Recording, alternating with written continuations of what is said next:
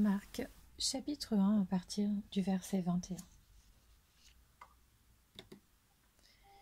Ils se rendirent à Capernaum. Dès le jour du sabbat, Jésus entra dans la synagogue et se mit à enseigner. On était frappé par son enseignement car il enseignait avec autorité, et non pas comme les spécialistes de la loi. Il y avait dans leur synagogue un homme qui avait un esprit impur. Il s'écria : « Ah, que nous veux-tu, Jésus de Nazareth ? Es-tu venu pour nous perdre ?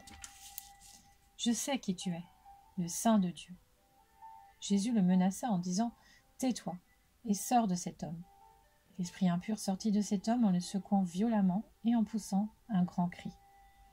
Tous furent si effrayés qu'ils se demandaient les uns aux autres : « Qu'est-ce que ceci ? Quel est ce nouvel enseignement ? Il commande avec autorité même aux esprits impurs et ils lui obéissent. » Et sa réputation gagna aussitôt toute la région de la Galilée. En sortant de la synagogue, ils se rendirent avec Jacques et Jean à la maison de Simon et d'André. La belle-mère de Simon était couchée avec de la fièvre. Aussitôt, on parla d'elle à Jésus.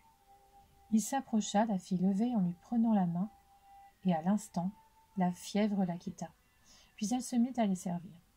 Le soir, après le coucher du soleil, on lui amena tous les malades et les démoniaques.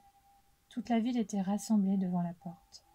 Il guérit beaucoup de personnes qui souffraient de diverses maladies. Il chassa aussi beaucoup de démons, et il ne leur permettait pas de parler parce qu'ils le connaissaient.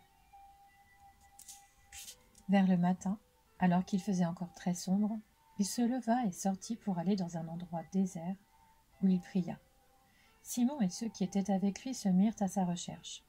Quand ils l'eurent trouvé, ils lui dirent : « Tout le monde te cherche. » Il leur répondit : « Allons ailleurs, dans les villages voisins, afin que j'y prêche aussi, car c'est pour cela que je suis sorti. » Et il prêchait dans leur synagogue par toute la Galilée et chassait les démons.